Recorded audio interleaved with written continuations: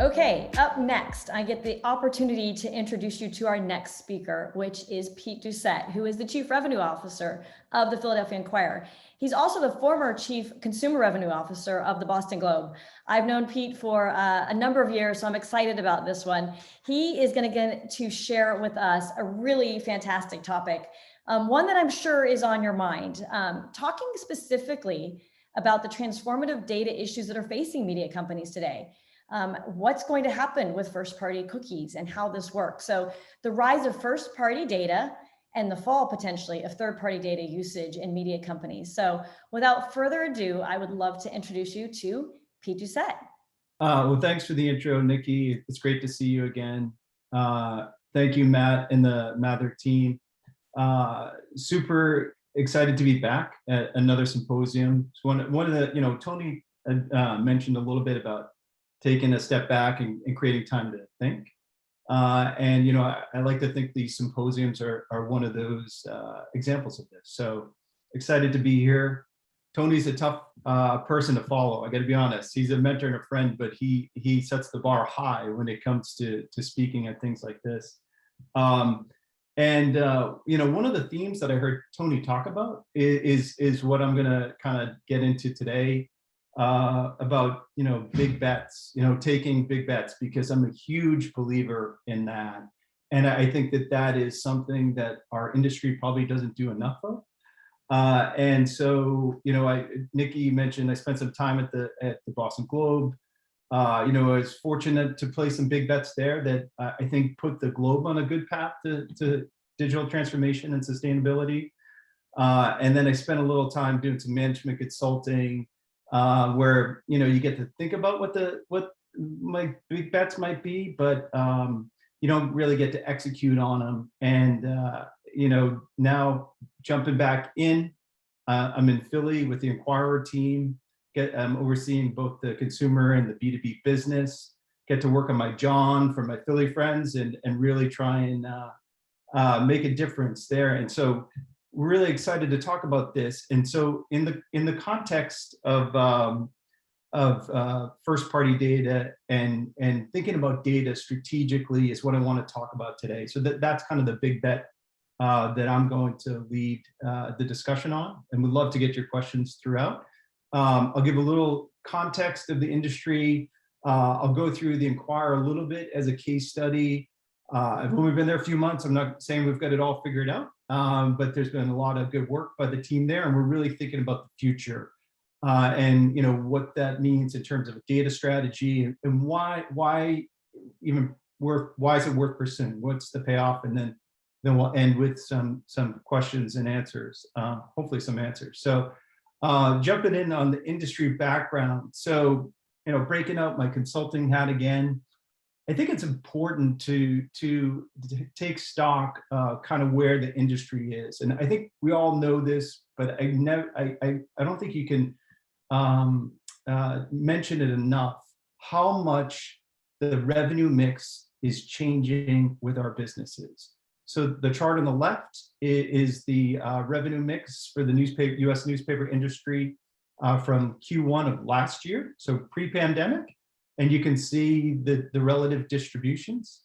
And then the chart on the right is what is the forecast of the revenue mix for the end of this year for the fourth quarter of 2021.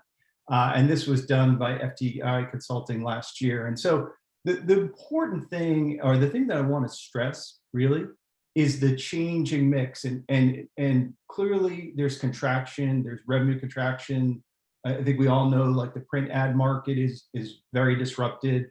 But when you look forward to the fourth quarter of this year, the expected revenue distribution, what you see is digital advertising and digital subscriptions both at 14%. So they're for the industry, the projection is they're going to be relatively the same size.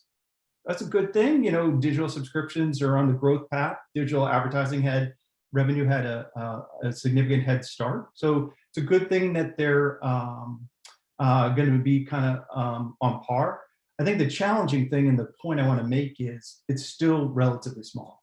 And I think Tony kind of hit the point about really focusing and doubling down on getting to digital. And so that's kind of the backdrop and the context that I'm trying to bring to this conversation. So really thinking about what is that mix? So looking very specifically at digital ad revenue and digital subscription revenue, and what can we do from a data perspective to kind of think about and supercharge that. And so we talk about kind of the industry headwinds. We see, I mean, the industry revenue mix, and that's kind of the macro changes. In addition to that, there's what I call market headwinds. So there's things happening in the marketplace. I think they're very topical today. We know that there are browser changes and implications of changes with Chrome and a potential elimination of third-party cookies, which are expected to go away. Safari clearly has some limitations in the ability to track users in a third-party basis. Apple within their app platform makes it difficult to kind of track from an advertiser perspective. There's data privacy and legislation, GDPR in Europe a couple of years ago, and California. So there's changes that's kind of being driven from the technology and platform and browser side. And then clearly these changes have implications because you're not going to be able to track users in a consistent and meaningful way. And at some level, there are some estimates that say 40% of third-party cookies are dead, and then they're not even valuable today. And I think this is a trend that many of us have seen, that programmatic advertising CPMs are declining. So again, we've got the revenue mix changes, we've got the the kind of the technology and platform changes that are leading it.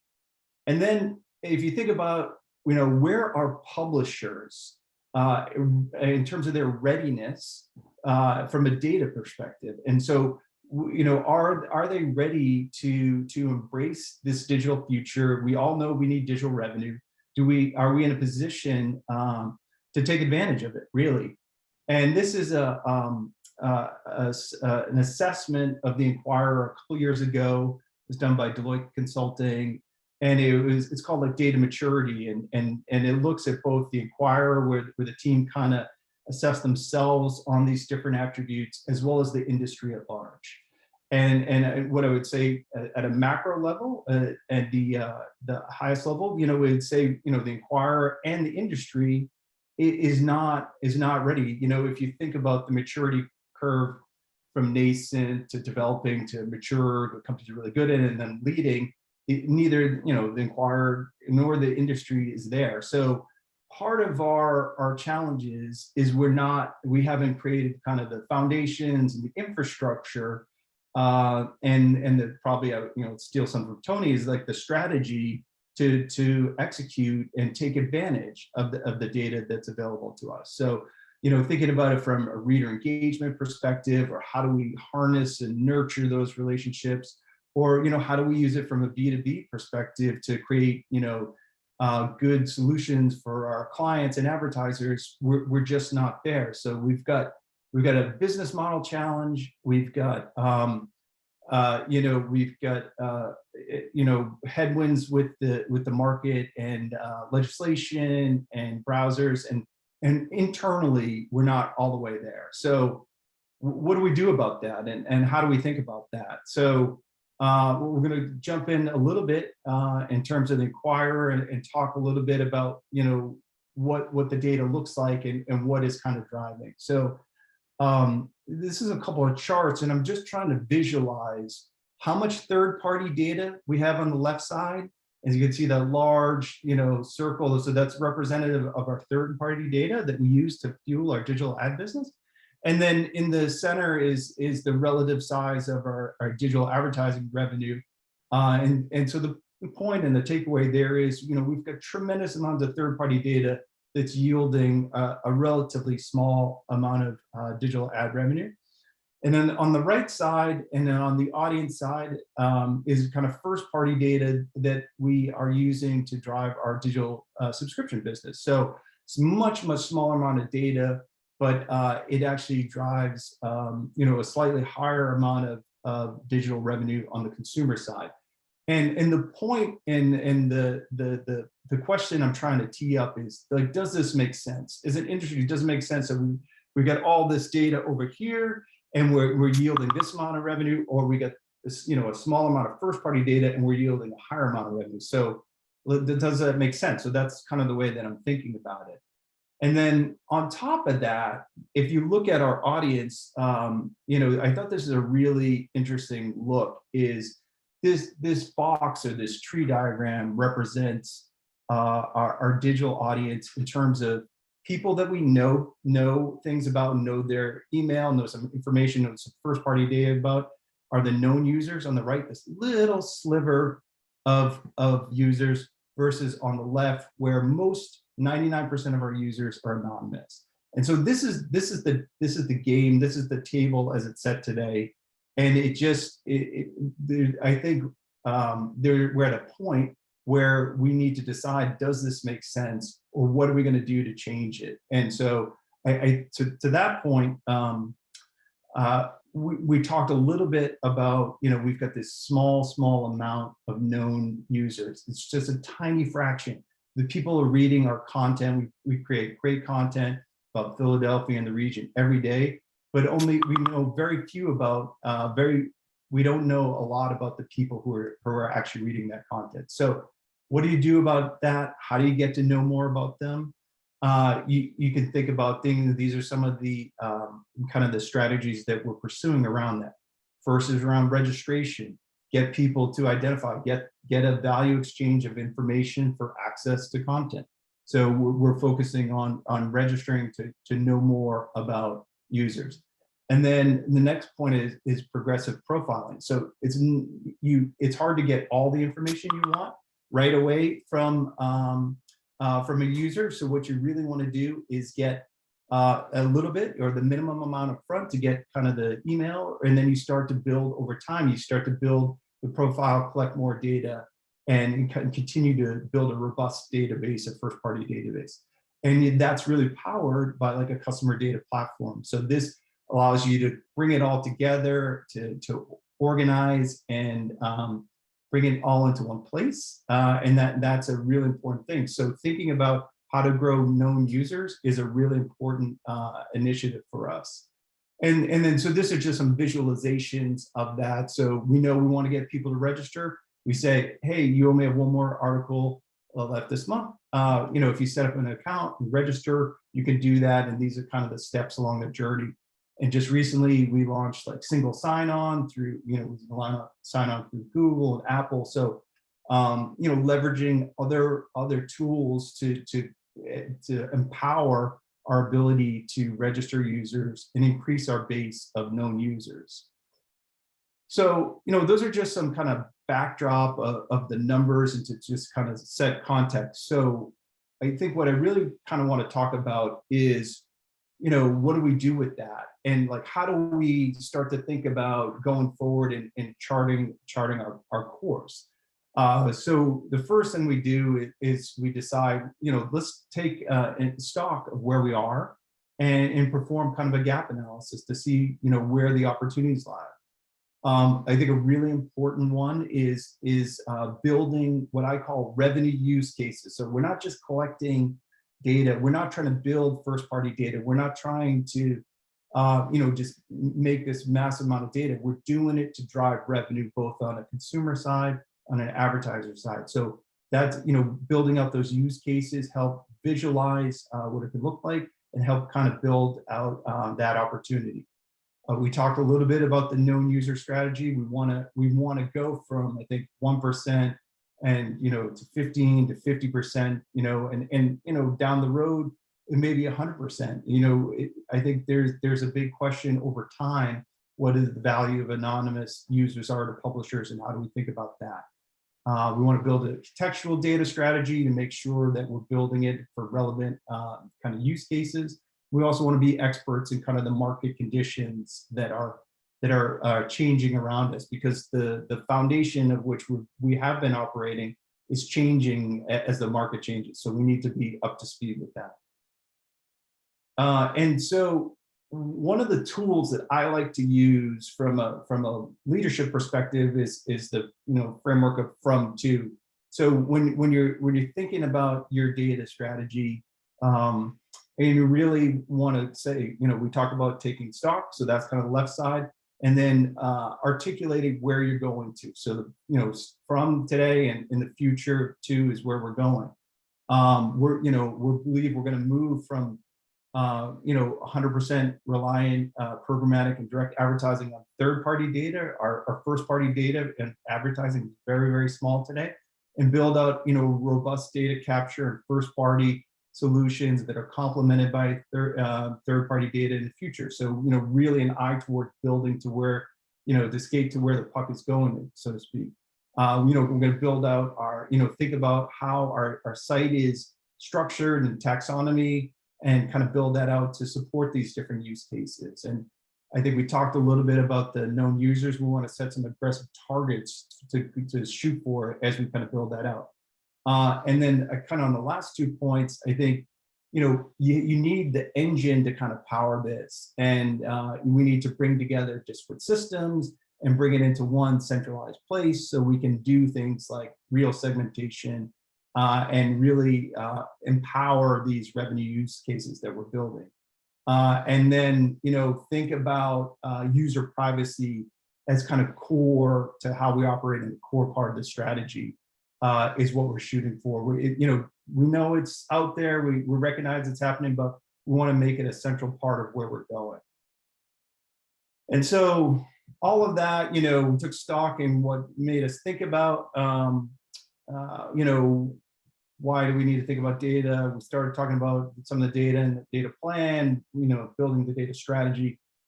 To what end? Why are we doing this? How are we thinking about it? How do we leverage it? And so I created this chart just to visualize from a consumer or subscription perspective, how do we think about first party data being enabling us to do more than what we do today. And so, the box there, I would say, is the current world that we operate with, where we sell subscriptions to the Inquirer for bundle. And you can kind of get a sense, the x-axis is around volume of users, and the y-axis is around pricing or ARPU. So we play in one kind of confined place today. But by getting more first-party data, it should enable us to, shift this demand curve up. So it'll allow us to change the demand curve, to sell more subscriptions, to be smarter about it, to think about premium products experiences. That's really hard today with the amount of first-party data that we have. Think about, Tony mentioned paid verticals, paid newsletters, donations, and micropayments. I know there's been a lot of, talking micropayments, can they work? I don't know, but I would argue they can't work unless we have that first-party data about users, and so we can identify kind of the optimal monetization strategy. So it's thinking about, taking the data you collect and applying it in this context that allows you to expand and grow revenue is kind of the way we're thinking about it. And the same thing is true on the advertising revenue side. So, we've got a lot of third-party data, as we talked about, that we sell, at a relatively low CPM. If we constrain that and we reduce that, but we grow our first-party data because we get deep, intimate knowledge about our audience that we can package and create custom audiences, and then we could sell that to our customers, and maybe we know things through newsletters and other experiences that you just can't through a third-party data relationship. It's really, there's a strong case to be made that putting a much bigger bets on building this out, a robust level of first-party data is really an opportunity to increase CPMs and increase our digital ad revenue. So that's the way we're kind of thinking about that. And in the reality, all of this comes together is we're trying to move from this big, disparate third and first-party advertising and consumer revenue data business into a consolidated,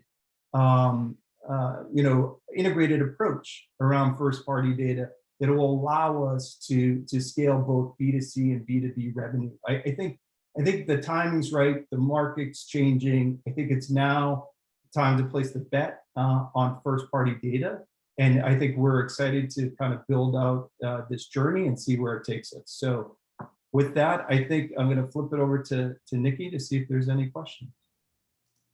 Yeah, absolutely. Thank you, Pete. That is fantastic. And it's really a critical topic that so many people have to keep their eye on today with things that are changing. And so I appreciate you sharing your knowledge, not only from being very data informed at the Boston Globe, but now at the Inquirer. So really, really appreciate you sharing that. So one of the things that has come up that's been a question here that I think is really important is, we recognize that you set those goals, which is great to set a goal, right? You mentioned you have to take the first step of setting what the strategy is so you know what to implement. And that goal was getting from what is about 1% of known users to about 15% in just 1 year, which is actually a significant jump. And then even more aggressive, moving to 50%, by year 3. And so while there are clear business implications, positive ones, of why you'd want to be able to collect first-party data, the question that's come in is, what, if any, do you suspect the audience engagement opportunities are? Like, will you see that change at all once you start to have more of this first-party data on your audience? Yeah, I think so. And it's a really good question. So I think once you get greater knowledge of your audience through a first-party relationship, I think you can start to do things that are on the path to personalization. So whether it's through a web experience, so recognizing what content you might resonate the most with you and prioritizing that content, or translating that into a newsletter that's really almost bespoke for each individual user within a certain kind of context. I think that can drive deeper behavior, deeper interaction. We will act as a publisher like we know you, both from kind of an operational perspective, so that all your accounts are connected, to a content perspective. We're serving the content that's most relevant to you. So I think that deepens engagement, that builds kind of the behavior and stickiness that we're looking for. And I think that's really central to what we're trying to achieve, is a deeper and more engaged relationship with our audience, because everything that we talked about in those revenue use cases come from that relationship. Right, makes sense, for sure. So we don't have a ton of time today, Pete, for lots of questions, but I appreciate you putting your contact information here so that other people can get in touch with you, follow up. We'll also do that and collect those via the email, from Shelly that I gave you guys, which was the Shelly at Mather Economics, in case you want to contact her directly. One last one to finish up, and then we're going to let you go and actually go into a quick break, is what changes do you believe are needed specifically on the advertising side of the business when you go to monetize this first party data? Is it new products? What do you foresee as that future related to that? Yeah, so it is a good question. I would say the first thing is you need kind of the engine from a first party perspective to kind of fuel that. So what I mean by that is you have to collect it, you have to organize it, you have to do it at scale. One of our challenges today is we don't have enough of it. So you need the engine, you need the foundation to build that. And because I think we actually even today have some of the products we could sell, but we just don't have the data to support it. And so it's less on a product side and more on a audience media ability to fulfill. So if I were going to pick one area to focus, it's to grow that and to build with the ability to create those custom audiences that we talked a little bit about. And that will allow you to package that and tell a real rich and robust story for your clients. And I think that's probably the way I would focus in the beginning. Okay, perfect. Well, thanks again for being here, Pete. Always great to catch up with you and to tap into your knowledge because it's vast. So really appreciate you being here, and we'll transition at this point.